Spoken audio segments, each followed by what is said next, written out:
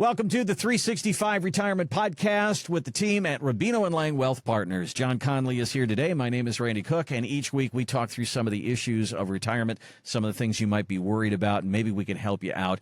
And by visiting the team at Rubino & Lang Wealth Partners, maybe we can plan through it and help you with your retirement plan. John, how are you doing today?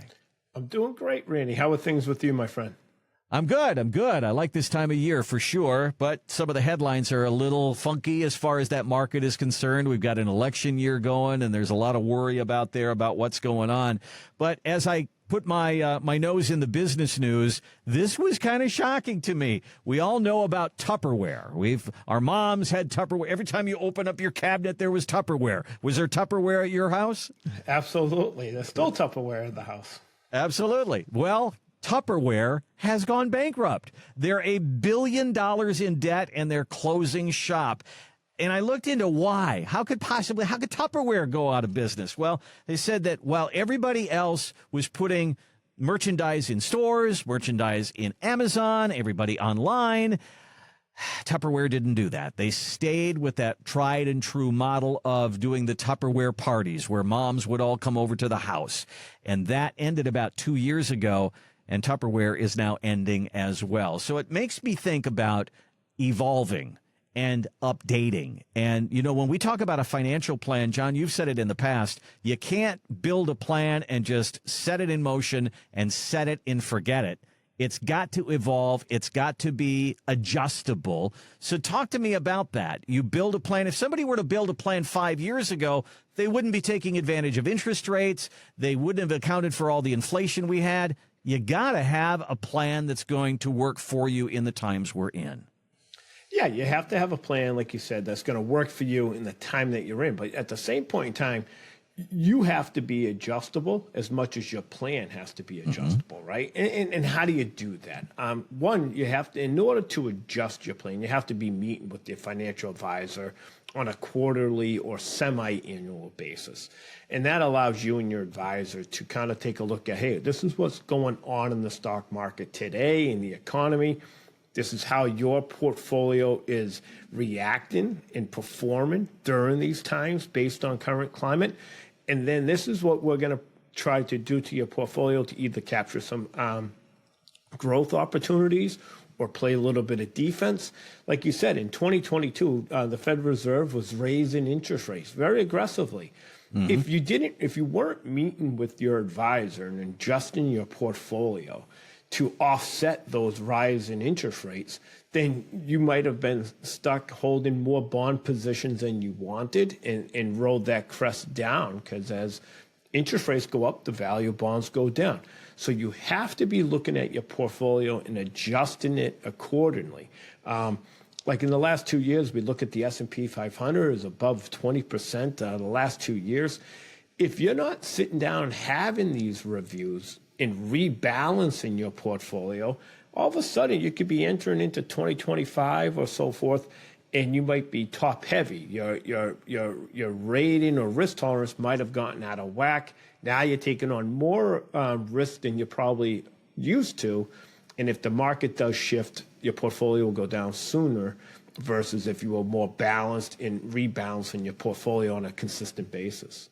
And these things can happen without you even making any moves, because if you have money in an index fund, there's a manager of that index fund.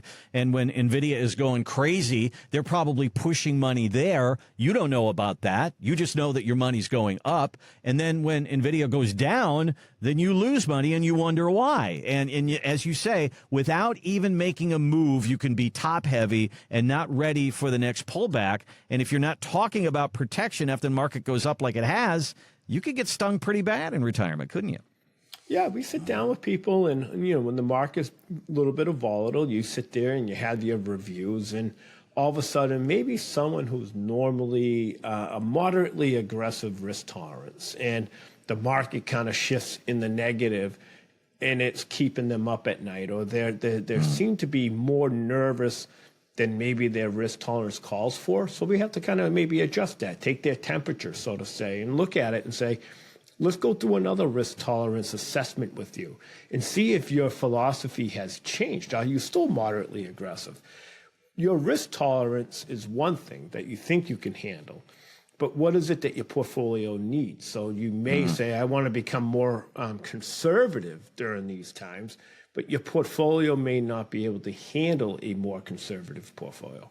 Or vice versa. You might be like, hey, I could be much more conservative. I don't have to be aggressive anymore. I saved enough. I don't need my money to work so hard for me. So we want to make sure that we're adjusting the portfolio, rebalancing it on market conditions, economic conditions. We're entering an election in a few weeks. And then also on what your stomach can handle and what your philosophy is behind that.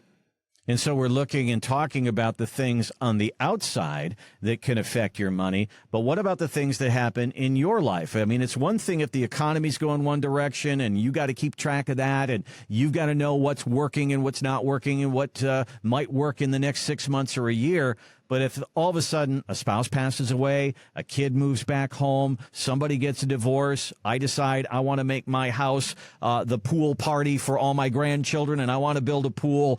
All of those things mean I got to sit down with my financial advisor and maybe adjust my plan. Yeah, like two perfect examples with reviews I just had this week with clients of ours. One client basically called me up. He was hoping to retire in 2 years. He's kind of tired. He's kind of fed up. The commute's gotten longer. And he wants to know, hey, like, can I retire? I'm done.